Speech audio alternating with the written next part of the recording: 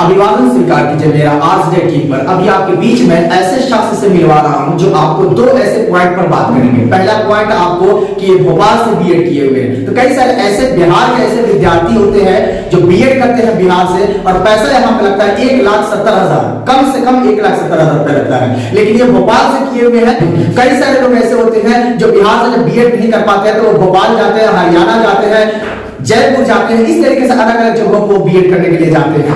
ऐसे में उनको ये मालूम नहीं होता है कि वो कितना परसेंट नंबर देता है, ये मालूम नहीं होता है कि कितना वो पैसा लेता है, ये मालूम नहीं होता है कि वहां का पढ़ाई अगर हम अपने घर पर जाकर के कैसे कर पाते हैं। तो ये सारे चीज ये बताएंगे, हम एक एक करके इनसे सवाल पूछेंगे। आप लोगों को ये मालूम चल जाएगा कि आपको अगर भोपाल से बीएड करना हो या बिहार आउट अगर बीएड करना हो तो फिर कैसे करना है, क्या करना है और कौन कौन से उसमें चीज लगता है, तो ये बताएंगे। और दूसरी बात, अभी सीटेट की तैयारी कर रहे हैं तो इस पर भी थोड़ा सा चर्चा कर लेंगे कि इनका तैयारी कैसा चल रहा है। आइए एक करके बात करते हैं। सबसे पहले इनका हम नाम पूछेंगे और उसके बाद हम बात करेंगे कि ये बीएड अपना कैसे किए। मेरा नाम एमडी जफर शाहिद है, मैं जगह का निवासी हूँ और मैंने बीएड भोपाल से किया। इसलिए किया कि यहाँ पर देखिए बिहार में ज्यादा पैसा उतना हम लोग का बैकग्राउंड मजबूत नहीं है कि हम लोग यहाँ से पढ़ सकते हैं। इसीलिए कि हमने सोचा कि चलिए आउट ऑफ बिहार किया जाए, इसीलिए हमने हमारे पर भोपाल को चुना और वहीं से हम लोग बीएड की। और बीएड करने के बाद में माशाल्लाह ठीक ठाक नंबर आया, अच्छा नंबर आया। उसके बाद में बस वही। एक बात बताइए, क्या एंट्रेंस एग्जाम देना पड़ा था? नहीं, हम लोग एंट्रेंस एग्जाम नहीं दिए, ऐसे डायरेक्ट ऐसे दोस्त के हमारे दोस्त थे उन्हें कहा हमारे साइड में। अच्छा ठीक है, मैंने एडमिशन डायरेक्ट हो गया, ठीक है। कितना उसका फी लगा हुआ था? फी लगने वाला सेंटेंस मतलब 1 लाख था, ठीक है। और अलग बात है कि हम लोग फाइन भरे जो वक्त पे पैसा ना पे करने की वजह से हम लोग जो फाइन भरना था वो तो अलग है, वो तो हम लोग की कम। तो 2 साल में आपको टोटल कितना लगा हुआ था? 2 साल में ऐसे कॉलेज का फीस तो 1 ही लाख था, ठीक है। अलग से हम लोग मतलब 15,000 रुपए जो फाइन भरे थे। एंट्रेंस एग्जाम नहीं देना पड़ा था। दूसरा ये कि इनको फाइन भरने के बाद भी 1,15,000 में बीएड हो गया, जो बिहार में नामुमकिन है। अब इनसे हम जानेंगे कि कितना परसेंट नंबर मिला और उसमें असाइनमेंट लिखवाया नहीं लिखवाया, कॉपी लिखना पड़ा नहीं लिखना पड़ा, प्रैक्टिकल था या नहीं था, जरा सा ये बताएंगे। तो ये बताइए जरा। हाँ, प्रैक्टिकल लिखने का जहां तक बात हुई तो हम लोग लिखे थे, एग्जाम के समय में लिखे, लेकिन हाँ पूरा जो प्रैक्टिकल का जो पढ़ाई के दौरान जो डेली क्लास जो चलती है, रेगुलर जैसे क्लास चलता है, 6 महीने में जो उसका असाइनमेंट लिखना पड़ता है वो हम लिखे थे, लेकिन 2 ही बार लिखे, पूरा नहीं लिख पाए। अब बात भी कॉलेज से कहा कि ठीक है चल जाएगा, उतना भी तो लिखा है, चल सकता है, उतना से काम चलेगा। लेकिन हाँ जब तक एग्जाम हुआ फोर्थ सेमेस्टर 4 वाला एग्जाम हुआ उस समय का जो हम लोग का असाइनमेंट प्रैक्टिकल होता था वो हम लोग लिखते थे। ये पढ़ाई का जो बीच का दौरान होता है, जो एजुकेशन का टाइम का जो हम लोग का जो जाकर किसी स्कूल में कराना, वो हम मात्र 2 ही बार दिया था।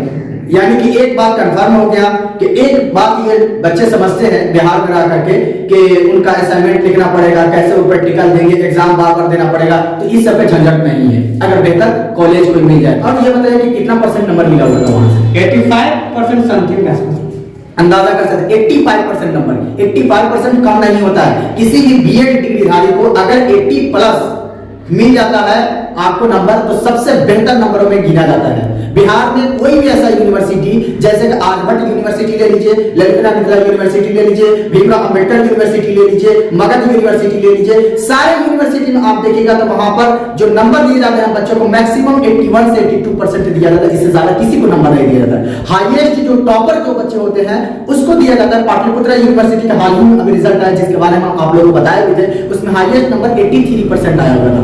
लेकिन इनको इतना चीज बताने के बाद कि पैसा भी कम लगा, उतना झंझट भी नहीं हुआ और भोपाल से कर भी लिए और सर्टिफिकेट आसानी से मिल गया, इनको आ भी गया, हर चीज हो गया, सीटेट का ये तैयारी भी कर रहे हैं और 85% नंबर मिल गया। इससे बेहतर क्या हो सकता है भाई? कुछ नहीं हो सकता। समथिंग वही होगा, तो 85% लगभग है, 80+ है ना, वही बहुत है। तो ये सारी चीजें, और ये भोपाल से किए, और बता देते हैं भोपाल से किए हुए हैं, ये बिहार से नहीं किए हैं।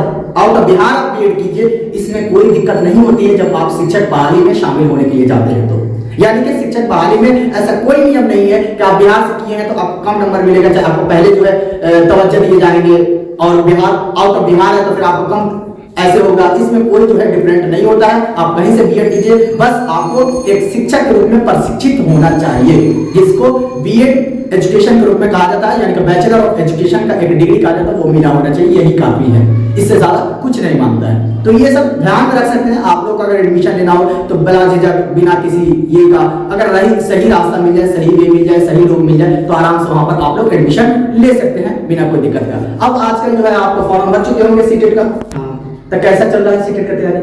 चल रहा है, ठीक ठाक चल रहा है। ठीक ठाक गाँव में रहते हम लोग, क्या है कि तो किसान के हम लोग, किसान मजदूर के हम लोग मैंने ऐसी होला हम ऐसा रहते हैं, खेत वाला भी देखना होता है। बिल्कुल तो दोनों साथ में चल रहा है, लेकिन हाँ चल रहा है माशाल्लाह। इसका मतलब ऑनलाइन आप लिए होंगे? ऑनलाइन क्लास लिए मैं पहले जाते थे, लेकिन मतलब टाइमिंग कुछ अलग था, 5 से 6 ठंडी के दिन आ गया शाम को, इसीलिए हम लोग ऑनलाइन ही पढ़ लेते हैं। यानी कि ये गांव में रह करके, मैं गांव में बता देता हूँ, ये जटवा से निवासी है और यहाँ पर रह करके अपने खेती को देखकर, अपने माँ बाप को देखकर, अपने समाज को देखकर, हर चीज को लेते हुए अपने एजुकेशन को भी आगे बढ़ा रहे हैं। और मैं अभी जहाँ खड़ा हूँ, ये कोचिंग सेंटर है, इस्लामिक सोसाइटी कोचिंग सेंटर है, ये जटवा में है और यहीं पर ये शिक्षक के रूप में अभी कार्य कर रहे हैं। अच्छे खासा बच्चों का भीड़ था जब हम आए थे, तो उसके बाद कुछ देर रुकना पड़ा है। जब बच्चे चले गए हैं उसके बाद हम इनसे कुछ वार्तालाप कर रहे हैं, बातचीत कर रहे हैं। उम्मीद है कि आप लोगों को ये वीडियो अच्छे लगे होंगे, इनकी बताई हुई बातें भी अच्छी लगे होंगे। अगर और भी कुछ आपको जानकारी लेना चाहते हैं, आपको कोई और ऐसी बात लगता हो जिसके बारे में पूछना चाहिए, जिसके बारे में जानना चाहिए, तो जरूर कमेंट बॉक्स में हमारे कमेंट कीजिएगा और चैनल से बने रहिएगा। ऐसा ही आपको नए नए अनोखे लोगों से मिलवाते रहेंगे और आपको इसका अनुभव शेयर करेंगे, तो आपको इसका फायदा भी आने वाले दिनों में होता रहेगा। विदा दीजिए मुझे आपसे टीम की तरफ से बहुत बहुत शुक्रिया, धन्यवाद। जाते जाते एक बार चैनल को जरूर सब्सक्राइब